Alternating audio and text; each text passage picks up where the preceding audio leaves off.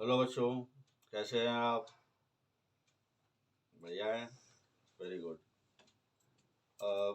मैंने इससे पहले जो वीडियो आपको बनाए हैं और जो आप बहुत तत्परता से देखते हैं, तो आज मैं विज्ञान का एक चैप्टर लेता हूं जिसमें आपको उसके बारे में कुछ विशेष जानकारी देना चाहता हूं। उसका नाम है प्रकाश। तो प्रकाश क्या है? तो सबसे पहले तो ये समझ लीजिए कि इसको आप प्रकाश कहते हैं, रोशनी कहते हैं। तो वो एक प्रकार की ऊर्जा है। तो वो ऊर्जा क्या काम करती है कि वो हमको किसी भी चीज़ को देखने में सपोर्ट करती है। कि अगर हम कोई चीज़ देखना चाहते हैं तो वो उसको दीप्त कर देती है, तो हमको वो चीज़ दिखाई देती है। और प्रकाश की बहुत ढेर सारी घटनाएं जो हैं पूरी प्रकृति में होती रहती हैं, जिनसे आप सब वाकिफ़ हैं। लेकिन जो विज्ञान की दृष्टि से जो प्रकाश को देखते हैं, तो उसके कुछ एक नाम दे दिए गए हैं, जिनसे आप शायद उतना ज़्यादा वाकिफ़ ना हो, जो आज मैं आपको बताता हूँ। कि जैसे आपने सुना होगा प्रकाश का परावर्तन, प्रकाश का अपवर्तन। तो प्रकाश का परावर्तन, तो जैसे कि आप जानते हैं कोई एक प्रकाश से किरण चलती है और किसी परावर्तक तल से टकरा करके फिर से उसी दिशा में वापस लौट जाती है, तो उसको हम बोलते हैं परावर्तन। ठीक है। तो ये तो बात हुई कि टकरा करके वापस लौट जाने की। लेकिन अगर कोई प्रकाश की किरण चले और वो किसी माध्यम में, दूसरे माध्यम में प्रवेश कर जाए, तो वो थोड़ी सी कुछ टेढ़ी सी दिखाई देती है। जैसे कि आपने देखा होगा कि एक पानी से भरे ग्लास में अगर कोई आप आधा भरा हुआ है पानी उस ग्लास में, उसमें कोई पेंसिल आप डाल देते हैं और बाहर से देखते हैं तो आपको वो पेंसिल कुछ टेढ़ी दिखाई देती है। या आपने देखा होगा कि एक कोई ग्लास में ही कोई एक सिक्का डाल देते हैं तो हमें वो सिक्का जो है कुछ ऊपर उभरा सा महसूस होता है। ठीक है। स्विमिंग पूल में भी आप देख सकते हैं कि जो उसका जिसमें नहाते हैं, तो उसका जो नीचे वाली जो फर्श होती है कुछ उथली सी दिखाई देती है। या रात को आप देखते हैं कि तारे जो है वो टिमटिमाते आपको दिखाई देते हैं। वो एक से लाइट नहीं फेंकते हैं, टिम टिम टिम, ऐसा लगता है कि जल बुझ रहे हैं। या इंद्रधनुष आप देखते हैं कि वो भी बना हुआ सातों रंग बिखेरता हुआ आपको दिखाई देता है। तो ये सारी घटनाएं जो है किस पे आधारित हैं? ये सारी घटनाएं एक विज्ञान का एक टर्म है जिसको बोलते हैं अपवर्तन पे आधारित है। तो ये अपवर्तन होता क्या है? तो अपवर्तन बेसिकली आपको समझाने के लिए तो बहुत ही आसान चीज़ है कि जब एक प्रकाश की किरण एक माध्यम से दूसरे माध्यम में जाती है, तो वो कुछ टेढ़ी हो जाती है। सिंपल सी बात ये है, अब उसकी दिशा में परिवर्तन हो जाता है, यही अपवर्तन है। लेकिन अगर विज्ञान की दृष्टि से कहें या आपकी परीक्षा में आपको इसका आंसर लिखना है तो कैसे लिखेंगे? तो उसके लिए थोड़े से कुछ एक परिभाषित उसको कर दिया गया है, इसको अपवर्तन को। ठीक है। तो ये घटना अपवर्तन की क्या है? जैसे कि अगर हम एक, ये देखिए, एक ये जो हमने बनाए हैं एक आयताकार, ये क्या चीज़ है? ये समझ लीजिए कि एक कांच का गुटका है, जिसको हम इंग्लिश में बोलते हैं स्लैब। ठीक है। मोटा कांच का गुटका होता है और इसका एक्सपेरिमेंट भी किया जाता है। ठीक है। तो अब इसमें क्या होता है कि एक प्रकाश की किरण जो, भाई कांच के गुटके के अंदर तो कांच भरा हुआ है, लेकिन कांच के गुटके के बाहर का जो माध्यम है वो कहते हैं उसको हवा है। हवा है तो वो एक विरल माध्यम। तो जब तो कोई प्रकाश की किरण एंट्री करती है अंदर, तो जब तक ये प्रकाश की किरण अंदर नहीं जाती है उसके, तब तक इस किरण का नाम होता है आपतित किरण।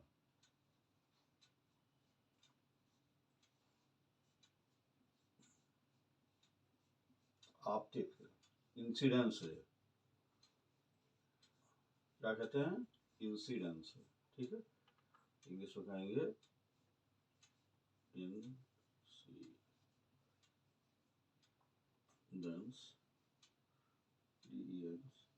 रे, रे मतलब क्या? ठीक है। और जैसे ही इसके अंदर ये प्रवेश करती है तो क्या होती है कि अब उसको जाना तो चाहिए, उनको सीधे सीधे ऐसे ऐसे, है ना, ऐसे ऐसे ऐसे ऐसे जाना, लेकिन ये ऐसे नहीं जाती है, ये कुछ टेढ़ी हो जाती है, यानी ये यहाँ से टिल्टेड हो गई। ठीक है। यहाँ तक। ठीक और ये एक हम अभिलंब अपनी तरफ से खींच देते हैं जिससे हमको पता चले कि कितनी टेढ़ी हुई है। ठीक है, इसको बोलते हैं अभिलंब। ठीक, ये वाली जो एंगल बनाती है ये होती है आई फॉर इंसिडेंस। ठीक है, और ये यहाँ पे एक एंगल बनता है इसको बोलते हैं आर, स्मॉल आर। ठीक है, तो जैसे ही इसके अंदर प्रवेश करती है और फिर बाहर निकलती है तो फिर इसी के मतलब पैरेलल हो जाती है। ठीक, इसी के समांतर फिर आ जाती है, यानी जब अंदर ये प्रवेश करती है तो वैसे ही कुछ इसका दिशा में परिवर्तन हो जाता है ना।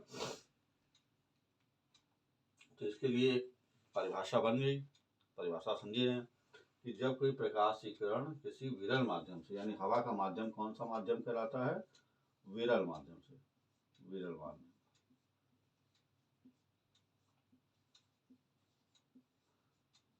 रेयरर मीडियम, इंग्लिश में कहते हैं इसको रेयरर मीडियम। ठीक है, जो हवा का माध्यम होता है वो विरल माध्यम, और ये अंदर वाला जो होता है ये सघन माध्यम, इसको कहते हैं डेंसर मीडियम। डेंसर मतलब इसलिए क्योंकि ये कांच के अंदर। ठीक है, समझ में? तो जब एक प्रकाश की किरण, ये प्रकाश की किरण, ठीक है, वैसे प्रकाश की किरण जो है एक तरंग के रूप में भी होती है ना। वो सीधी स्ट्रेट आपने पढ़ा होगा, लेकिन वो ऐसे ऐसे ऐसे तरंग के रूप में होती है, जो कि माइक्रोस्कोपिक आप उससे उसको देख भी सकते हैं। तो जब एक प्रकाश की किरण विरल माध्यम से सघन माध्यम में प्रवेश करती है तो वो अभिलंब की ओर झुक जाती है, और इसी दिशा परिवर्तन को, यानी जो झुकने की जो उसके दिशा में परिवर्तन हो गया क्योंकि वो ऐसे झुक गई, इसी दिशा परिवर्तन को हम अपवर्तन कहते हैं। ठीक है, जब एक प्रकाश की किरण विरल माध्यम से सघन माध्यम में प्रवेश करती है तो वो अपने अभिलंब की ओर झुक जाती है, इसी दिशा परिवर्तन को हम अपवर्तन कहते हैं, और इसी दिशा परिवर्तन के कारण ही उस प्रकाश की किरण की चाल भी बदल जाती है ना। तो पहला तो ये हो गया कि अपवर्तन कहते किसको हैं, समझ में आ गया ना आपको, कि जब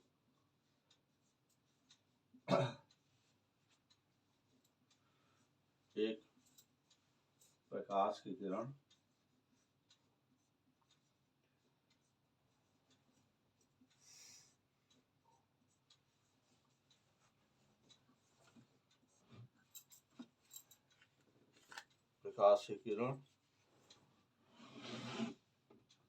विरल माध्यम से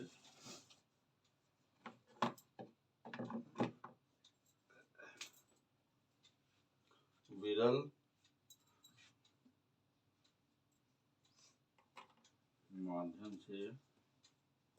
माध्यम मतलब हवा वाला माध्यम, सघन माध्यम में यानी कांच वाला माध्यम, सघन माध्यम में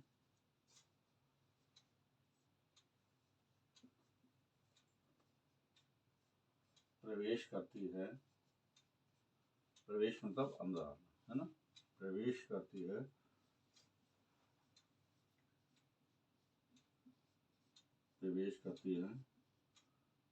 तो यह अभिलंब की ओर झुक जाती है, या अभिलंब मतलब ये लाइन खींची है, ये अभिलंब सीधी, यह अभिलंब की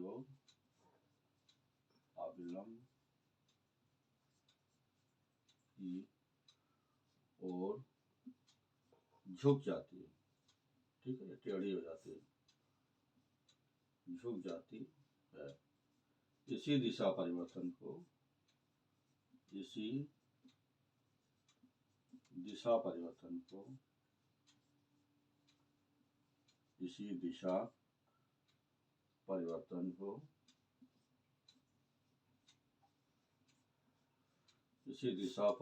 को अपवर्तन कहते हैं। ठीक है, समझ में आया ना?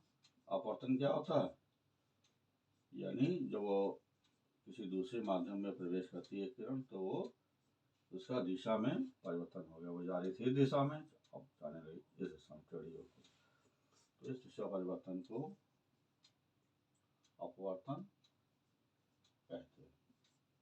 आ गया ना समझ में? When any incident ray है ना, passes through the rarer medium to denser medium, then it turns to what you call bent towards the normal, झुक जाती है ना। और इसी को झुक जाती है, इसी को हम बोलते हैं, है ना, कि रिफ्रैक्शन हो गया, यानी अपवर्तन हो गया, उसकी ओर झुक गई। तो अब ये तो आप समझ गए। अब इसके जो है दो जो हैं इसके नियम हैं। तो नियम क्या है, बहुत आसान से नियम है, वो दो नियम आप समझ लीजिए। दो नियम है। पहला नियम अपवर्तन के नियम, अगर कोई आपसे पूछते हैं तो अपवर्तन के दो नियम।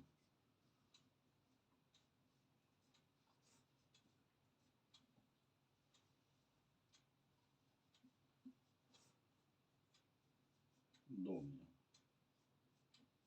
मुख्यतः दो ही नियम। पहला नियम बहुत आसान, आपको समझ में आता है कि जब एक ये प्रकाश की किरण, ये वाली आपतित किरण, और दूसरा ये वाली जो किरण है अंदर, जैसे इसके अंदर जो है वो है अपवर्तित किरण। कौन सी किरण है? अपवर्तित है, अपवर्तित किरण।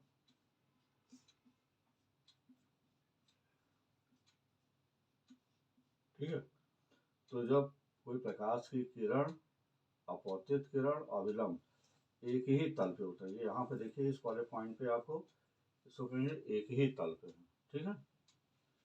तो वो क्या क्या तीन चीजें हैं। पहली चीज है आपतन किरण या आपतित किरण, आपतित किरण। दूसरा कौन सी किरण है? अपवर्तित किरण, रिफ्रैक्टेड रे।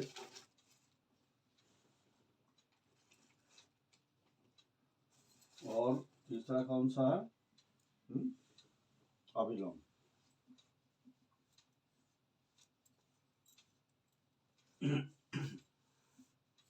ठीक है।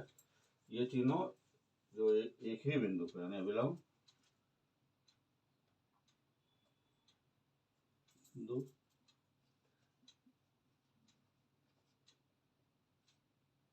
तीन चीजें एक ही तल पे होते हैं।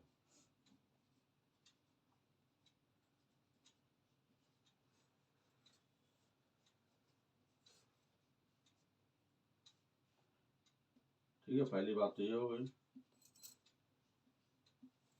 दूसरी बात बहुत इंपॉर्टेंट है, वो है क्या है कि आपतन कोण की ज्या। अब यहाँ थोड़ा सा आपको समझने में, आपतन कोण की ज्या, ज्या क्या चीज आ गई भाई? ज्या, जिसको इंग्लिश में कहते हैं साइन। आपतन कोण की ज्या, आपतन कोण की ज्या मतलब अगर ये वाला कोण हम लेते हैं, ठीक है, तो ज्या का मतलब होता है साइन थीटा। साइन यहाँ पे आई है तो साइन आई हो जाएगा। और ये वाली जो रेखा है ये हो जाएगी कर्ण, ये हो जाएगी लंब। तो यानी जो कर्ण और लंब के बीच का जो कोण है उसको बोल रहे हैं हम ज्या। ठीक है। तो आपतन कोण की ज्या और दूसरी कौन सी है? तो आपतन कोण ये हो गया, आपतन कोण ये वाला आई हो गया। दूसरी वाला कौन सी है? अपवर्तित कोण की ज्या, है ना, क्योंकि अब वो अपवर्तित किरण हो गई ना। तो अपवर्तित कोण की ज्या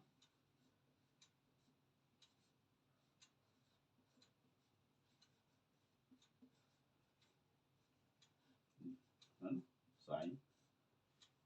अब ये अपवर्तित कोण की यहाँ आर है, अब ये वाला कोण यहाँ पे आर बन रहा है। तो अपवर्तित कोण की ज्या का अनुपात,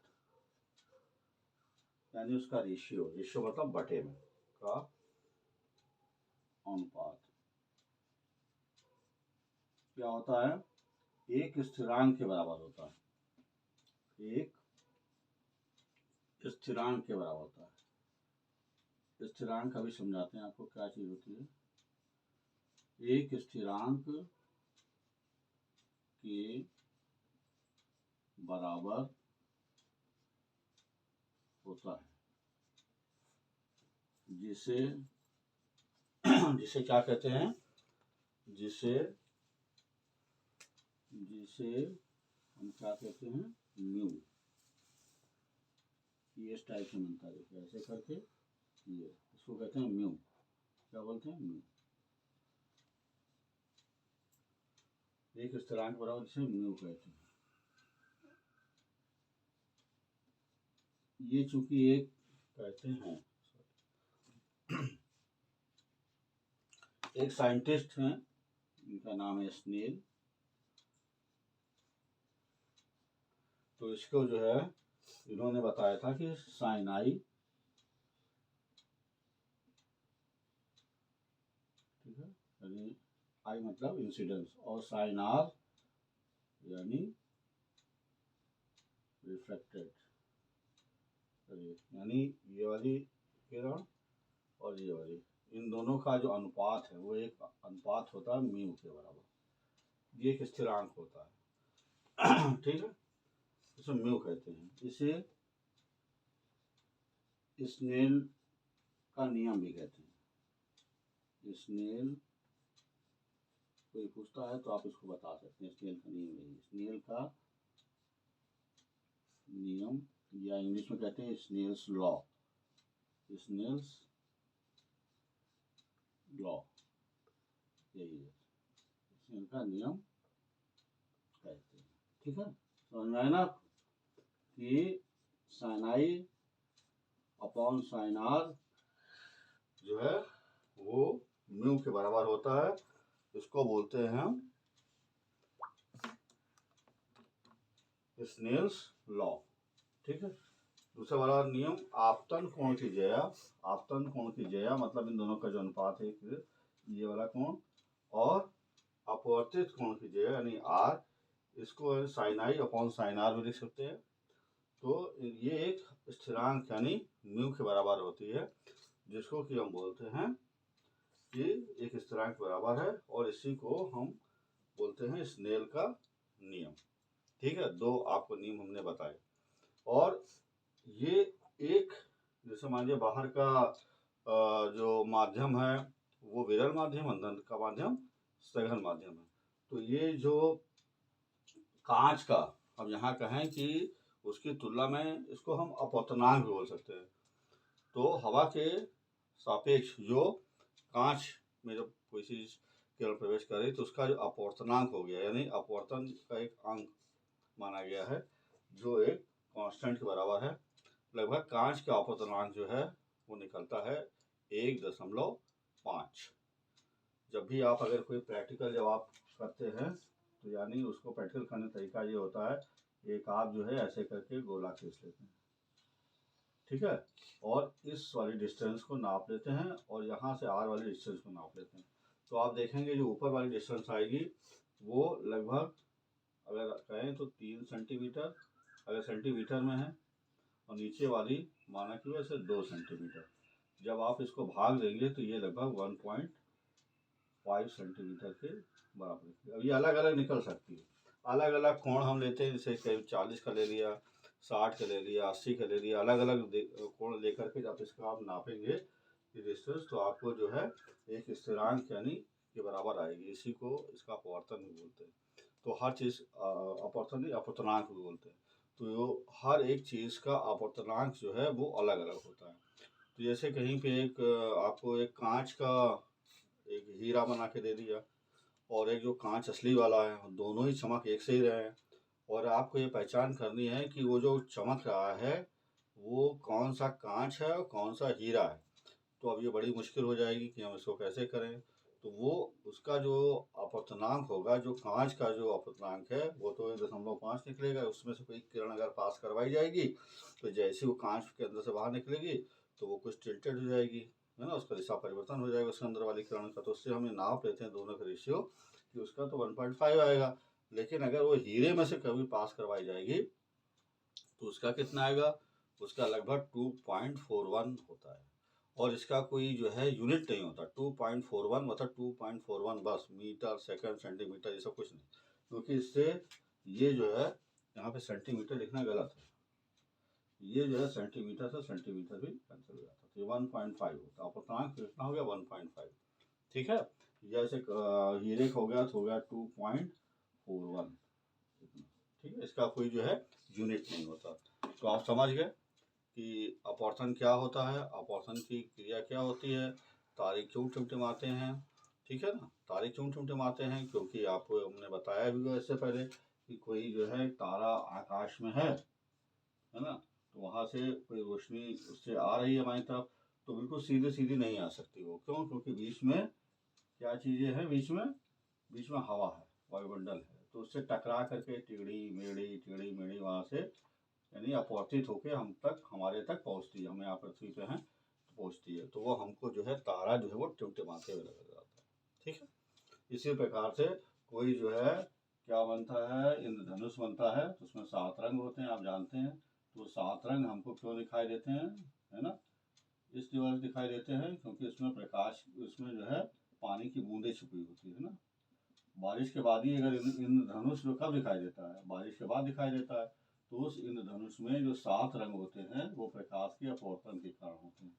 ठीक है, 7 रंग आप जानते हैं कौन कौन होते हैं, वेबियोर यानी वॉयलेट, इंडिगो, है ना, green, yellow, violet, indigo, blue, green, violet, indigo, blue, green, yellow, orange और रेड, यानी ये इतने इसमें रंगों में विभक्त हो जाती है। तो ये भी जो घटना होती है ये भी किसके कारण होती है, अपवर्तन के कारण होती है। यानी अपवर्तन ही होता है कि जब वो पानी की जो बूंदें होती है तो ये प्रकाश की किरण जब उस पर पड़ती है तो वो 7 रंगों में उसका प्रकाश का विक्षेपण हो जाता है, वो 7 रंग में बढ़ जाती है।